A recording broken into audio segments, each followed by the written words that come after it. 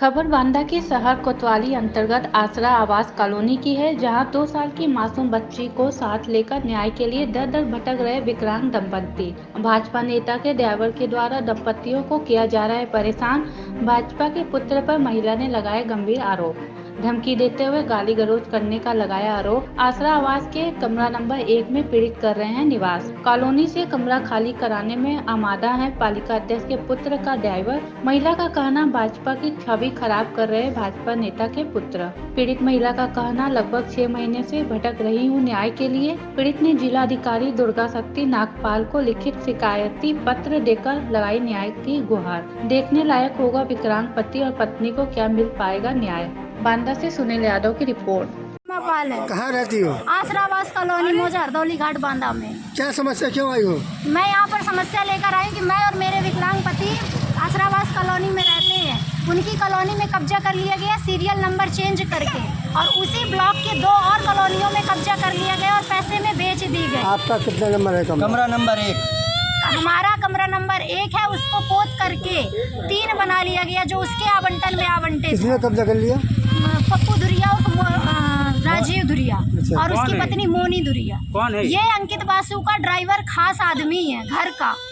वो ऐसे कहता है, अंकित बासु भी सपोर्ट करता है। उसके पास भी गए हम कि आप गलत कर रहे हैं, तो उसने मुझे कैरेक्टरलेस बोला कि तुम कैरेक्टरलेस हो। कौन कह रहा है? अंकित बासु ने, कि तुमने उस पे झूठा मुकदमा लगाया हुआ है। वो कौन होता है ये कहने वाला कि मैं कैरेक्टरलेस हूँ या मेरा मुकदमा झूठा? भी कोर्ट ने फैसला भी नहीं इस चीज का किया है, तब भी वो इस तरीके के बयान दे रहा है, बढ़ावा दे रहा है अपने आदमी। उसे बढ़ावा दे रहा है, उसकी औरतों को बढ़ावा दे रहा है। उसकी औरत इतनी बुरी बुरी गालियां देती हैं, मुकदमा दर्ज होने के बावजूद गाली गलौज करती हैं, क्योंकि जानती हैं मौके में होना चल कुछ के नहीं है। देख लीजिए। इस वजह से किसी से शिकायत करी है?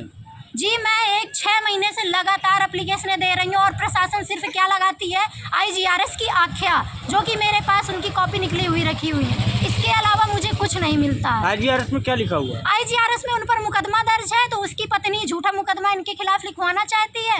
बाकी सजा उसमें 7 साल से कम है, इस वजह से हम उसकी गिरफ्तारी नहीं कर पाते हैं। ये कह रहे हैं सारी प्रशासन। न्याय नहीं मिलता तो आप क्या करेंगे? न्याय नहीं मिल रहा है, मैं अशोक लाट में धरना करूंगी। आमरण अनशन में 3 लोग हैं मेरे परिवार में, सिर्फ मेरी 2 साल की बच्ची, मेरा विकलांग पति और मैं आप भी विकलांग हैं? जी नहीं, मैं विकलांग नहीं हूँ। मैं उनका सपोर्ट करती हूँ, मैं उनके साथ हूँ। मैं उनके साथ आमरण अनशन में बैठूंगी, क्योंकि प्रताड़ित उन्होंने वैसे भी कर रखा है। इससे अच्छा मैं यहीं पर बैठूं, पर मैं न्याय की गुहार लगातार लगाती रहूंगी।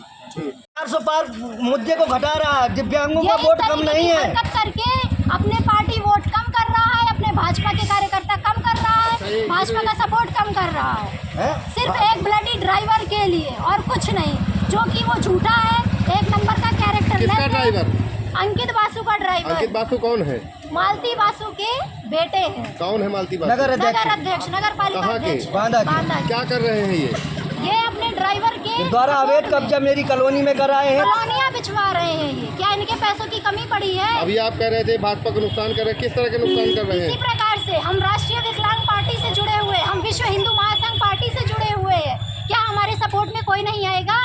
जब हम धरने में बैठेंगे तो क्या कोई हमारी नहीं सुनेगा? मुख्यमंत्री से किस तरह की मांग कर रही हैं आप? मुख्यमंत्री से हम मांग कर रहे हैं कि हमारे खिलाफ एक्शन लिया जाए। ये मालती बासु, ये अंकित बासु, आपको किस तरह का खतरा महसूस हो रहा है? हमें इस तरह का खतरा महसूस हो रहा है कि अगर पार्टी की वजह से कि हमारे ऊपर जानलेवा हमला भी करवा सकते हैं, और करवाने की कोशिश भी की जा चुकी है। अपने मेन गेट से हम निकल नहीं पाते हैं, अगर निकलते हैं तो कैमरा लेकर के गलत तरीके से वीडियो बनाने लगती हैं, ऊपर से पत्थर मारे जाते हैं। रोड में अगर हम टहलते हैं तो ऊपर छतों से पत्थर मारे जाते हैं।